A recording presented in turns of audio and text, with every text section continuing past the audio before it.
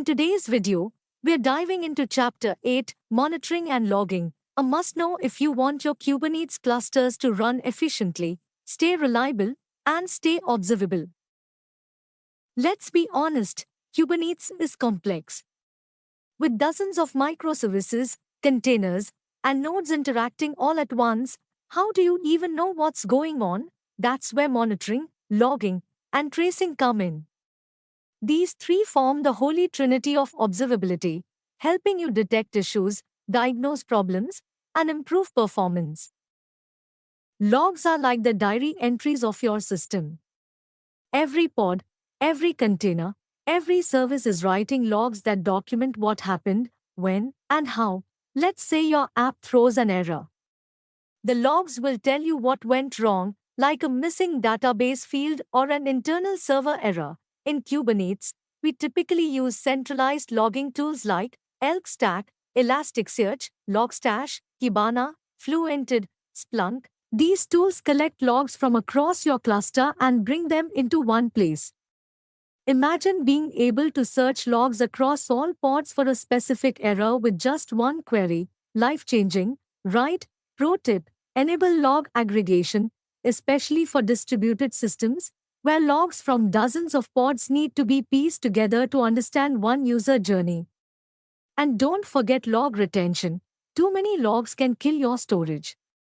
Always define log rotation and archive policies. Metrics tell you how much CPU your pod is using, how much memory it consumes, how fast your services are responding, what your error rates look like. While logs tell you what happened, metrics show you how things are going over time. Popular tools for metrics in Kubernetes include Prometheus for scraping and storing metrics, Grafana for beautiful, real-time dashboards, Datadog, New Relic, or Dynatrace for cloud-native monitoring. You can create alerts based on thresholds too.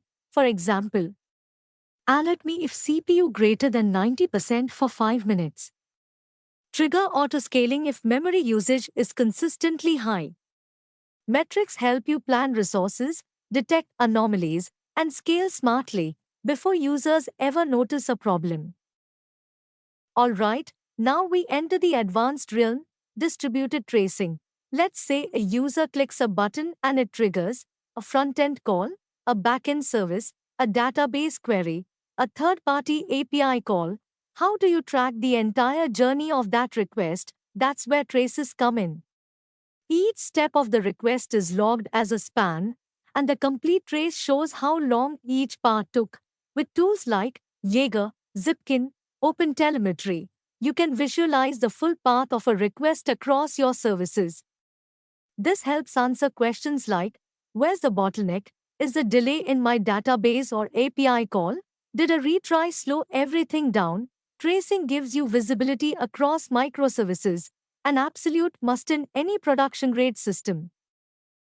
Before we wrap up, let's go over some best practices. Use centralized logging. Don't SSH into nodes to view logs. Collect both system and application metrics. Correlate logs, metrics, and traces for a full view. Integrate monitoring into your CI/CD pipeline. Use dashboards and alerts to stay ahead of problems. Always scrub logs and traces of sensitive data like passwords or PII. Monitoring and logging are not just for failures, they help with performance optimization, capacity planning, and even security. Let's quickly recap everything we covered. Logs help in troubleshooting, auditing, and security monitoring by capturing detailed events from Kubernetes pods and system components. Metrics provide real-time quantitative data, like CPU, memory, and latency, to track application and cluster performance over time.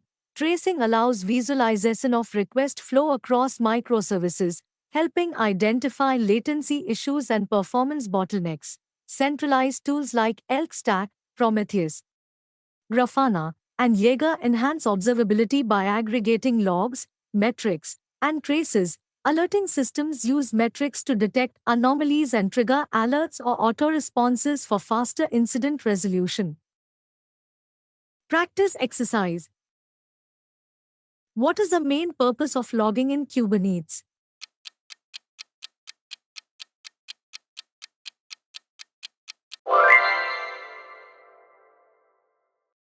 Logs in Kubernetes provide detailed information about the state and behavior of applications running within the cluster.